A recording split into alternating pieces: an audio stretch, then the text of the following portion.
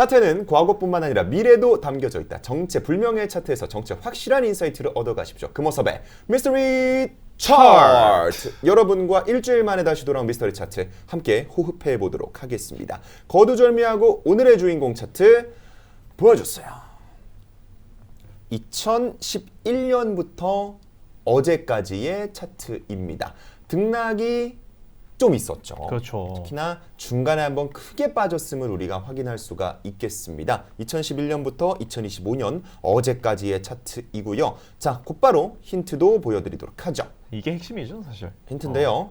부활, 부활. 네오, 엔비디아와 마이크로소프트. 제가 궁금한데 부활이 이 다시 살아난다의 부활입니까? 아니면 그 밴드 부활입니까? 죄송해요. 죄송해요. 하면 죄송합니다. 제가 왜 죄송하죠? 그렇습니다. 부활은 그 부활, 그 부활입니다. 다시 태어났다. 네. 사흘 만에 그런 느낌인데요. 사실 난이도가요. 요 근래 들어서 가장 쉽다고 생각합니다. 곧바로 말씀드리도록 하죠. 댓글에도 지금 조금씩 나타나고 있긴 한데요. 바로 오늘은 네비우스의 날이다. 사실 이거 안 할 수가 없어요. 아니 왜냐면 저희가 좀 억울 아닌 억울한 게 저 이거 오늘 주제 선정 아침부터 했거든요. 근데 앞방송에서도 앞방송에서도 모든 방송에서 네비우스 얘기를 다 하고 있어서 조금 뒷봉 아닌 뒷봉 느낌이 있는데 그럼에도 불구하고 제가 오늘 열심히 준비해 왔으니까 네비우스 기업 어떤 기업인지 함께 확인해 주시면 되겠습니다. 댓글로 많은 분들이 실망을 하고 계시네요. 네. 네, 그렇습니다. 일단 네. 해보도록 하죠. 네덜란드에 있습니다. 대표적인 네덜란드에 있는 글로벌 AI 클라우드 인프라 제공 업체이고 코어이브와 함께 또 네오 클라우드 기업의 대표격으로 꼽히고 있는 기업입니다.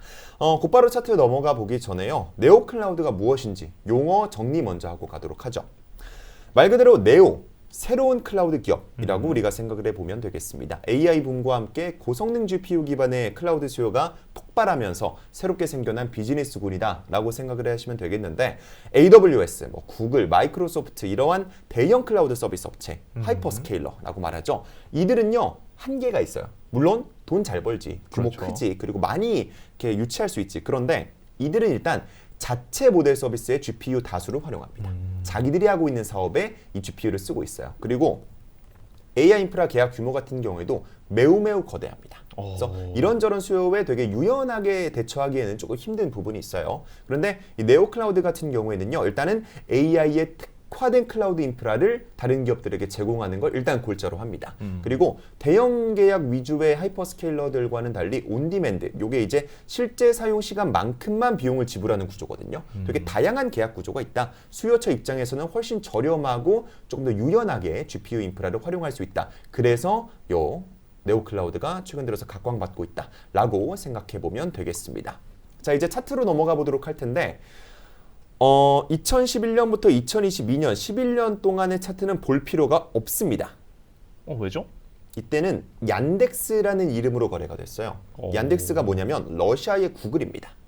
러시아의 대표적인 검색 엔진인데 즉 지금 네비우스와는 관련이 없는 기업입니다.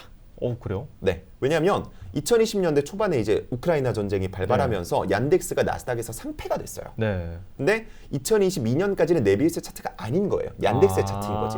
그러면 그 이후부터 지금 까만색으로 칠해져 있는 우리 하멤시 쪽에 있는 거는 그때부터 네비우스라는 이름으로 새롭게 개편이 돼서 나스닥에 재상장했을 때의 시점입니다. 그냥 한번 문 닫고 다시 연 거네요. 네. 재개업을 한 거죠. 그래서 부활이구나. 때문에 이전까지의 차트는 우리가 볼 필요가 없다. 그러면 제가 이렇게 하면 조금 더 확대해서 우리가 봐야겠죠. 네. 2024년 10월 재상장했을 때부터 보도록 하겠습니다. 러시아 자산과 분리가 됐습니다. 지정학적 리스크가 탈피가 됐고 나스닥에 다시 한번 상장을 하면서 거래가 재개됐죠. 이러면서 이런저런 굉장히 많은 모멘텀들을 스스로 만들어냅니다. 미국 캔자스시티의 첫 번째 데이터 센터 설립을 발표합니다. 이제 우리가 네오 클라우드로서 발돋움하겠다라고 보여주는 대표적인 이벤트라 볼 수가 있겠고요. 12월에 엔비디아 등으로부터 7억 달러 자금 유치합니다. 엔비디아가 들어왔죠? 이건 대형 호재네요. 엔비디아 GPU를 이때부터 본격적으로 공급받을 수 있다는 호재가 발생합니다. 그리고 2025년 2월에 실적 발표를 하는데 2024년 4분기 실적 발표를 가져가는데 매출 규모는 좀 작았어요. 하지만 이런저런 부분에서 기대감이 많이 발생했습니다. 그리고 YOY 성장률 전망이 매우 강하게 나왔습니다. 네. 그래서 이러한 호재들이 있었다. 그래서 우상향을 만들어냈다. 하지만요. 3월부터 5월까지 올해 기술주들이 대거 조정을 받으면서 네비우스 역시 타격을 받습니다. 뭐 딥시크발로 AI 버블 투자 과열 우려가 발생했고요. 해방의 날 있었죠. 우리 모두가 알고 있는 그 시기, 우리의 계좌가 박살났던 그 시기. 이때 네비우스도 역시나 우하향을 할 수밖에 없었다라는 그렇습니다. 점입니다. 다만 5월 중순부터 모멘텀을 만들어내는데 2025년 1분기 실적 발표 때요. 매출이 전년 대비 385%. 저게 주가도 아니고 매출이 저렇게 늘어나는 게 말이 되는 걸까요? 더한 거는요. ARR 연환산 반복 수익이라는 건데 네. 저게 이제 클라우드 기업이나 소프트웨어 기업에게 굉장히 중요한 지표인데요. 그렇죠. 684%. 도대체 뭘 했길래 저렇게 늘어납니까? 물론 이때 당시에 뭐 여전히 설비 투자와 영업 비용이 너무 확대가 돼서 손실이 더 커졌다는 리스크가 남아 있긴 했습니다만 네. 적어도 성장에 대한 기대감은 이때 확실하게 나타났습니다. 끝자락에 좀 바짝 올라간 거 보이시죠? 그렇죠. 이것 때문에 올라갔다라고 생각하시면 되겠습니다. 그리고 이때부터 지금까지 주가는요 가파르게 올라가기 시작합니다. 우선 코어위브가 공교롭게 이때부터 조금씩 조정을 받아요. 근데 경쟁사거든요. 코어위브랑 그렇죠. 이 네비우스는 네오클라우드 업계에서 때문에 반사수혜를 받을 수 있는 부분이죠. 그리고 6월에 사전 가이던스 제공하면서 연간 ARR 목표, 이게 연환산 반복 매출 앞서 말씀드린 그겁니다. 상향됐습니다. 가이던스 상단이 뚫렸어요.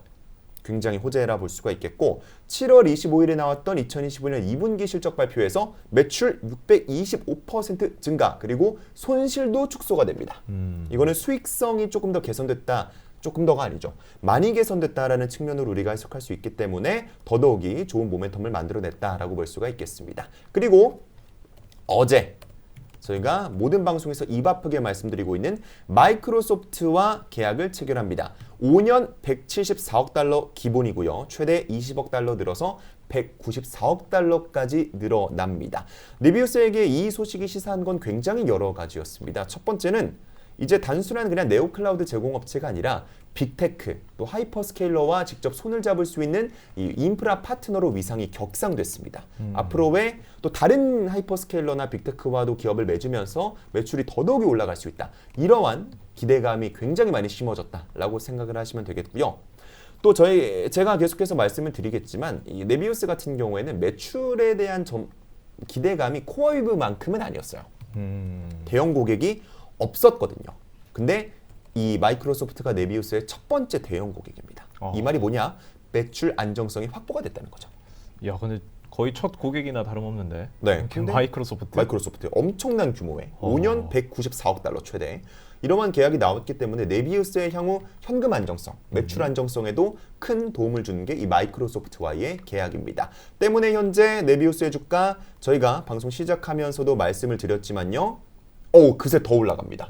저희가 확인해 드렸을 때 35% 오르고 있었는데 그때 기준으로 8%가 더 올라갔습니다. 지금 주당 92달러 선에서 거래가 되고 있는 네비우스입니다. 자, 이렇게 네비우스의 역사에 대해서 어제까지 살펴드렸고요. 네비우스 뭐 하는 기업인데 그래서 지금 투자할 만하냐? 네비우스 지금부터 어떤 기업인지 말씀드리도록 하겠습니다. 어떤 차별점이 있냐면요. 코어위브와 이걸 좀 비교해야 될 측면이 있습니다. 첫 번째는요. 올인원입니다. 이게 뭔 얘기냐면 코어위브는 자신들이 가지고 있는 GPU만 이렇게 뭉탱이로 만들어서 뭉탱이라 그러면 안 되죠. 모음으로 만들어서 서비스로 제공합니다. 근데 네비우스는요. 기본적으로 하드웨어 렉, 그러니까 이거는 이제 서버라고 볼 수가 있겠죠. GPU 인프라를 자체적으로 설계해서 줍니다. 맞춤형으로. 그리고 거기에 더해서 데이터베이스, 스토리지와 같은 소프트웨어 솔루션도 함께 만들어서 제공을 해주고요. 심지어 데이터 센터 냉각 시스템도 자기들이 설계합니다. 즉, 이 A to Z까지 고객사에게 다 준다라고 생각을 하면 되겠습니다. 우리가 식당을 만들었을 때 간판 다른 데서 달고 벽지 다른 데서 깔고 집게 다른 데서 사고 하는 것보다는 그냥 올인원으로 하는 게 조금 더 편하지 않겠습니까? 그런 측면에서는 요 A부터 Z까지 해주는 네비우스가 상당히 장점이 있다라고 우리가 생각을 해보면 될 부분이 되겠습니다. 두 번째는요. 계약 구조가 유연한데요. 코어위브와 네비우스는 서로 딱 짧은 문장으로 비교를 해드리자면 전세와 에어비앤비의 차이입니다. 이게 뭔 얘기냐면 코어위브 같은 경우에는 하나의 데이터 센터 부지를 하나의 기업에게 장기간 임대해 줍니다. 딱 전세 같은 느낌이죠. 장기 계약 위주인 만큼 매출 안정성이 높다는 장점이 있습니다. 그런데 반면 네비우스는요. 하나의 데이터 센터를 여러 개로 나누어서 그 하나하나의 파트를 여러 기업에게 판매해 줍니다. 특정 고객에게 사업이 집중되어 있지 않아서 유연성이라는 장점이 확보되는 게 네비우스의 계약 구조인 것이죠. 반대로 단기 계약 위주 그리고 좀 작은 계약 위주이기 때문에 매출 안정성은 좀 떨어진다라는 게 이 네비우스가 가지고 있는 계약 구조의 단점이라면 단점이라 볼 수 있겠습니다. 이 매출 안정성이 좀 떨어지는 게 이러한 계약 구조 때문에 발생하는 단점이라고 말씀드렸는데 앞서 말씀드린 것처럼 마이크로소프트와 대형 계약을 체결하면서 그 리스크가 좀 해소가 됐습니다. 때문에 지금 네비우스의 주가가 더더욱이 오르고 있다라고 해석하시면 되겠어요. 매출 안정성이 여태까지 확보가 안 됐었는데 이번 마이크로소프트 계약을 통해서 그게 어느 정도 확보가 됐다. 5년 동안. 그래서 이러한 계약 구조도 조금 리스크가 줄어들었다라고 우리가 해석을 하면 되겠습니다. 자, 세 번째. AI 인프라 원툴이 아닙니다.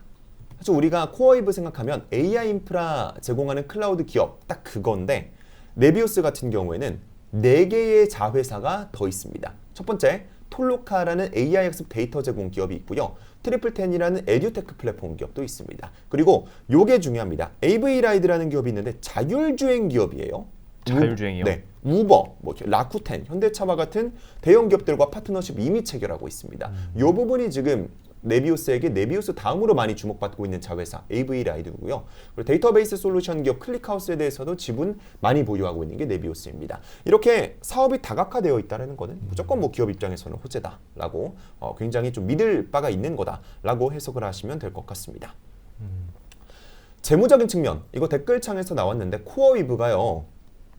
사실 뭐 시가총액, 매출 규모, 그리고 데이터 센터 용량 비교했을 때 네비우스와 비교할 때가 안 됩니다. 코어위브가 훨씬 커요. 말씀드리면. 그런데 어떤 리스크가 있냐? 재무적인 리스크가 있습니다. 2025년 2분기 재무자료 기준으로요. 코어위브의 총부채가 220억 달러를 넘기는데요. 네. 부채 비율이요. 381.14%가 나옵니다. 자본 비율, 부채 비율. 자본 대비 부채 비율이 381%가 나와버립니다. 부채가 말도 안 되게 높다는 거죠. 월가는 코어위브의 이러한 문제가 타임범, 시간 문제다라고 생각을 한다고 의견이 나왔습니다. 그런데 네비우스는요. 부채가 10억 달러 안팎입니다. 물론 규모도 작긴 하지만요. 그리고 부채 비율이 자본 대비 부채 비율이 26% 정도에 그칩니다. 저걸 보다 보니까 좀 많이 튼실하다고 느껴지네요. 네, 그러니까 네비우스는 성장은 아직이지만 좀 견고하다. 반대로 코어위브는 성장은 이미 충분하지만 그 기반이 조금 불안정해 보인다. 라는 서로의 장점과 단점, 단점과 장점이 있습니다. 이 부분 네. 좀 참고해 보시면 되겠습니다. 자, 이렇게 네비우스 기업에 대해서 코어위브와 좀 비교를 해가면서 말씀을 드렸습니다. 마지막으로 선생님 불러보도록 하겠습니다. 챗GPT 선생님. 근데 챗GPT 선생님이 이렇게 말씀하시는 거 오랜만이에요. 지금 말을 투자하는 거 넣었네요. 꽤 괜찮다. 왜냐면 무조건 우리 GPT 선생님이 지금 좀 위험하다. 그죠. 좀 지켜보자. 이런 얘기 말씀하시는데 지금 괜찮아 보인다 그랬습니다. 말도 좀 짧아지셨네요. 네. 제가 좀 짧게 해달라 그랬어요. 그래요? 너무 좀 거리감 느껴져서. 부채도 안정적이고 재무 리스크도 적다. 물론 지금은 조금 많이 급등을 했으니까 분할 매수 접근법이 괜찮아 보이지만 중장기 성장성이 확실해 보인다 그랬습니다. 실적도 매분기 개선되고 있고 마이크로소프트랑 대형 계약도 따냈고 그래서 네오클라우드 산업을 믿는다면 매력적이다. 지금 투자하는 거 꽤 괜찮다. 라고 우리 네비우스 선생님이 아니죠. GPT 선생님이 말씀하셨습니다. 그래서 네비우스 차트 보면서 마무리를 해보도록 하죠. 44% 현재 역시나 전 거래일 대비 급등하고 있는 모습이 나타나고 있는데 시장에서도 이번 마이크로소프트 계약을 굉장히 큰 호재로 받아들이고 있습니다. 그래서 투자 고려하시는 분들은 계속해서 네비우스에 대해서는 꾸준하게 생각을 해보시면 좋겠다. 이게 단순히 그냥 빵 뜨는 밈 주식 격의 투자는 아니라고 생각됩니다. 저는 이건 분명히 네비우스 입장에서 뭔가 큰 모멘텀을 이번 계약을 통해서 얻어냈다라고 생각하기 때문에 여러분께 네비우스 미스터리 차트를 통해서 전달해드렸습니다.